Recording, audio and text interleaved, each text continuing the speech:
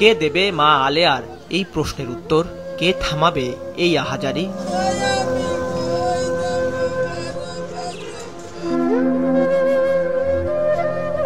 গত বছরের ৫ আগস্ট রাজধানীর উত্তরায় বিএনএস সেন্টারের সামনে ঘাতকের গুলি মাথায় এসে লাগে বাস চালক শহীদ আলমগীরের। ঘণ্টা খানেকের মধ্যেই মারা যান তিনি। সেদিনের সেই স্মৃতি মনে করতে গিয়ে মা আলেয়া বেগমের গগন বিদারী এই আহাজারি। একজন আই করতেছে আলমগীর গুলি খেয়েছে, আমি হতে দিচ্ছেন, আমি আলমগীর কই মেডিকেল আইন পরে মনে নিয়ে আমার লই গেল। যাওয়ার পরে যাই দেখি আর হুতরে লম্বা করে হতা রাখছে বাথরুমের ভিতরে, লম্বা করে হতা রাখছে আর দুইজন আছে লগে, লম্বা করে হতা রাখছে। আমি ডাক্তার করে ধরে লাইছি, ধরে কইতেছে আমার পোলারে বাঁচাইতে দিলেন, আমার একটা পোলা, আমার আর কিছু নাই। ছাত্রদের করে দেয়া এই চায়ের দোকান নিয়ে ব্যস্ত থাকার চেষ্টা করছেন আলেয়া। শেষ চাওয়া অন্তত মৃত্যুর আগে যেন সন্তানের বিচার দেখে যেতে পারেন। বিচার তো চাই, বিচার কে করবো? মানুষ তো নাই, মানুষ নাই যে সরকারের বহাইছে মাসে গদিন মেদিন বিচারের লাই, আন্দোলনের বিচারের লাই, শহীদের বিচারের লাই, জনগণের মার বিচারের লাই। এই বিচার তো হইল না বাবা, এই বিচার তো পাইনি। 1 বছর হতে চলল, ছেলে হাফিজুলের মুখ থেকে বাবা ডাক শুনেন না আবু বকর শিকদার। ছেলেতে আর বাবা বলে আর ডাকে না। 20 জুলাই রাজধানীর মধ্যবাড্ডায় যাত্রী নামিয়ে বাসায় ফিরছিলেন রিকশা চালক হাফিজুল শিকদার। হঠাৎ একটি বুলেট হাফিজুলের বুক এফোড় করে বেরিয়ে যায়।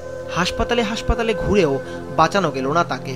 1 বছরেও ছেলে হারানোর বিচার না পাওয়ায় ক্ষোভ প্রকাশ করলেন আবু বকর। আজ শহীদ পরিবার যারা আছে তাদেরকে কোনো খোঁজ খবর রাখেন না, কিন্তু আপনাদের চিন্তায় আপনারাই আছেন, আপনারা বড় লোক হবেন, আপনারা ম্যাজিস্ট্রেট হবেন, আপনারা দেশের প্রেসিডেন্ট হবেন। যত শহীদ পরিবার আছে প্রত্যেক শহীদ পরিবারে বিচার না হওয়া পর্যন্ত বাংলার মাটিতে কোনো ইলেকশন হবে না। হাফিজুলের শহীদ হওয়ার পর বিভিন্ন মাধ্যম থেকে যতটুকু সহযোগিতা এসেছে তা বেশিরভাগ পেয়েছেন তার স্ত্রী সন্তানরা, কিন্তু সেই সহযোগিতার ভাগ পৌঁছায়নি আবু বকর পর্যন্ত। বর্তমানে স্ত্রীকে নিয়ে মানবেতর দিন যাপন করছেন তিনি। সরকার গুলো অনুদান দিছে, ঠিক পাওয়া গেছে, কিন্তু আমি পাইনি 4 বছর। আমি ওই 1.5 লক্ষ টাকা জুলাই ফাউন্ডেশন থেকে পাইছি, আর পাইনি। আর এই বড় বোন সালমা, সে আর কি আত্মসাৎ করিয়ে এই টাকাগুলো সব নিয়ে নিতে। কিছুদিন আমাকে এলাকার থেকে জেলা প্রশাসক থেকে 2 লক্ষ টাকার একটা চেক দিছে। আমি বলছি যে তারাও বলছে যে আপনার শাশুড়িকে দিয়েন কিংবা দেখেন, তারা আমাকে আর দেয় না। সরকার থেকে নানা ব্যবস্থা নেওয়া হলেও তা শহীদ ও আহত পরিবার পর্যন্ত ঠিকঠাক পৌঁছাচ্ছে না বলে অভিযোগ করলেন জুলাই আন্দোলনের অন্যতম কাণ্ডারি নাহিদ ইসলাম।